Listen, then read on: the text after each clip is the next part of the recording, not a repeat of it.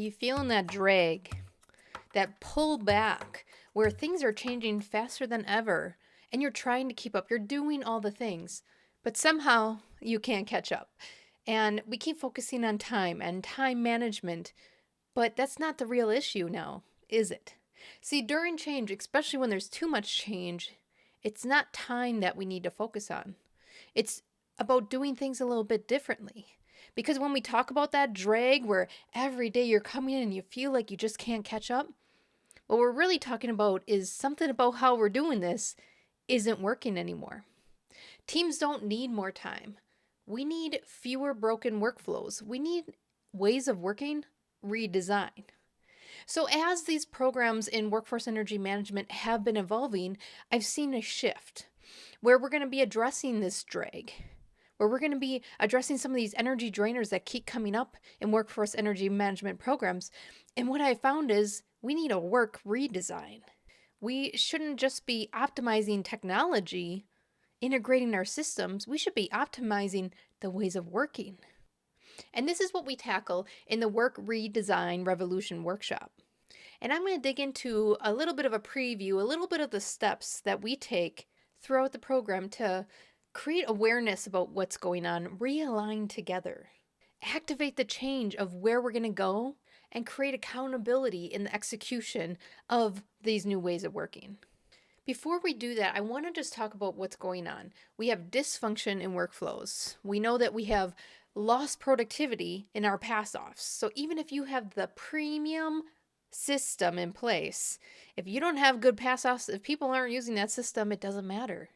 We still have endless meetings talking about symptoms and not actual root causes. And employee engagement is at an all-time high, and it seems like we're spending so much time on this revolving door of turnover. So it's not a surprise that we can't work to get ahead, that we can't even lead this change because we're always just catching up. And some data points on this: on average, per month, 31 hours are wasted in dysfunctional meetings, which means the purpose or the output of that meeting was not achieved. It was waste. 31 hours a month per employee. How many people do you have in your team? I want you to take 31 hours times that many people, and that's how many hours are wasted per month on dysfunctional meetings.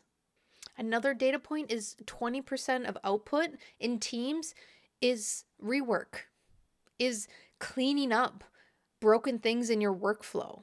20% of their time is just fix-it hours from broken workflows. Now, do you see where the scream for change comes in? See, we keep adding more, thinking that will solve the problem. We keep adding new systems, thinking that will solve the problem. But what we're talking about is broken workflows. What we're talking about is miscommunication between people and low trust.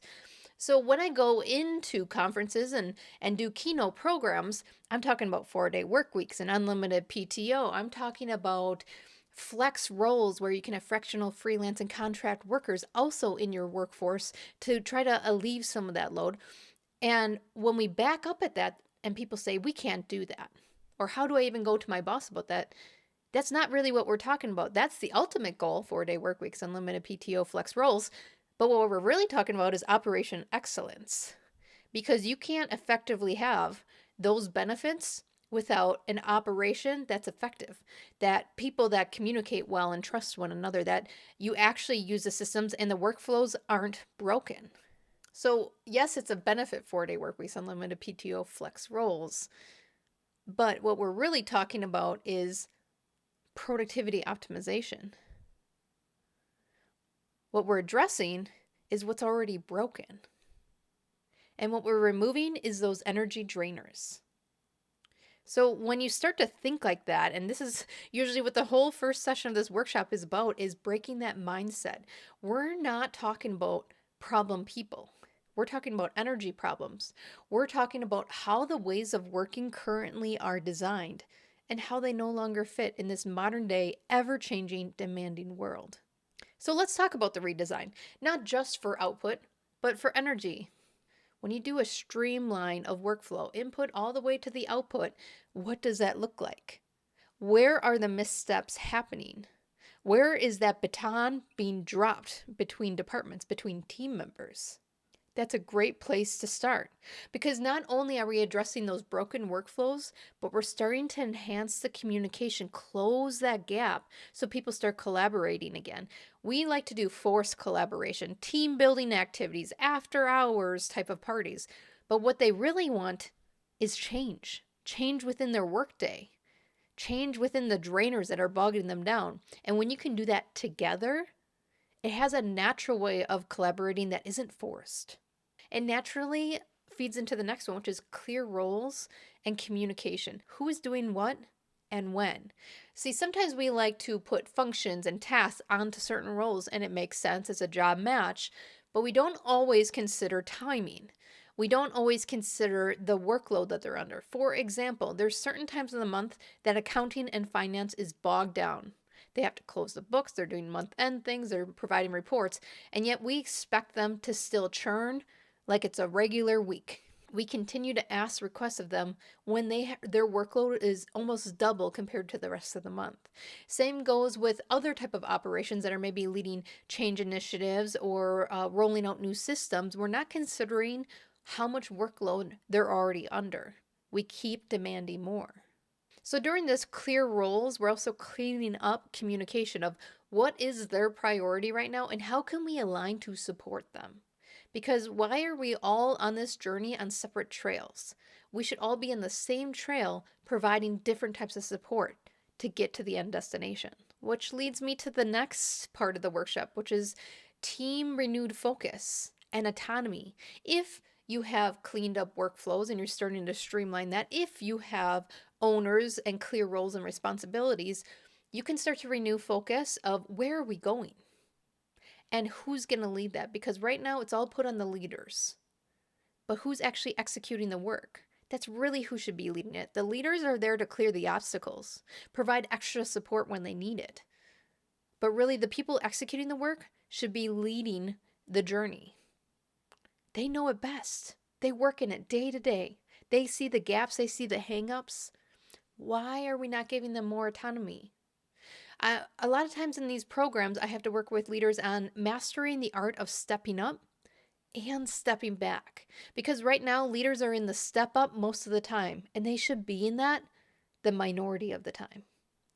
They have to learn to step back, trust, coach their team, giving them that autonomy. And guess what happens in that?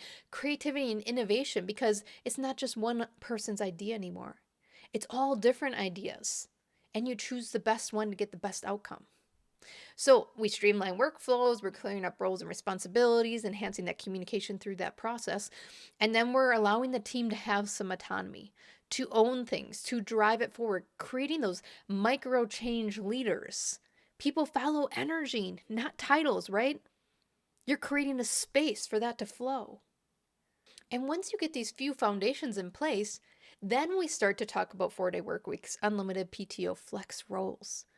Because that was the goal, but we need to talk about all the foundation parts that go into it. The reason why some companies are bringing remote workers back into the office is because they didn't create a good foundation for that to thrive. They're still in that old mindset of visibility means that you're performing, but visibility isn't performance. You need to be focusing on impact, and impact can be done remotely. Impact can be done all sorts of ways. We're not focused on the last one standing, the last one to sign off for the day. That's a silly goal. There's not much impact there. We're focused on the goal and the outcome desired and the behaviors and knowledge to get there. So when you're streamlining workflows, you're creating this collaboration that happens naturally, you're cleaning up the roles and responsibilities, and you're giving that autonomy. This is going to happen because the foundation is set. The next step then is piloting a 4-day work week. The next step then is piloting this unlimited PTO, maybe even just for a quarter to see how it goes, working out all the different type of hurdles that you're going to run into. But when you create that foundation of trust and good communication and using your systems and good workflows, that flex can happen. And interestingly enough, the clients that I've been working with on this work redesign, because they want the 4-day work week, even in the ones that service their clients 24/7, 7 days a week, they're doing shared shifts with 4-day work weeks. It's phenomenal to see what they're doing. But the ROI on it isn't the 4-day work week. the unlimited PTO, the top talent that's flocking to them now. It's that they've reduced meetings so they actually have time to provide value. It's clear priorities and milestones together that they're actually getting more quality and more output out than they ever did before. It's that they've cleaned up their processes and what they're focusing on so much in their metrics that they're only tracking metrics of knowledge and behaviors that move the needle versus those reactive metrics like turnover. People have already exited. That's a reactive measure. Certainly, if you have big turnover and you're striving for smaller turnover, you can track that metric, but you want to be proactive. What are the proactive behaviors that you want to track? Because the metrics that you track get the focus. And then the behaviors that you reward from that, that's what grows. And the ROI from reducing meetings, that clear focus on the outcomes that they desired, and working together through the metrics that move, they're naturally gaining capacity for more. Naturally, let me point that out. There's no push, there's no overload. They've gotten rid of so much waste that now they can provide more value to their clients instead of overloading it, instead of just adding another layer that they can't really complete. I want to bring one example from one of these clients. They actually calculated, as we went through this process, approximately 1 day a week that their team was spending on cleanup. Cleanup from broken workflows, poor pass-offs, people not putting things in systems and now they're just chasing information. And what they calculated was 1 day, about 8 hours per employee that they were just doing cleanup every week. So once we started cleaning up those workflows, those pass-offs, that communication, not just time, but energy appeared. People could actually work on things of value instead of chasing hours. And through this redesign workshop process, we were able to really get to the root cause and address those drainers where it mattered most. Go ahead and check out the Work Redesign Workshop located on my website.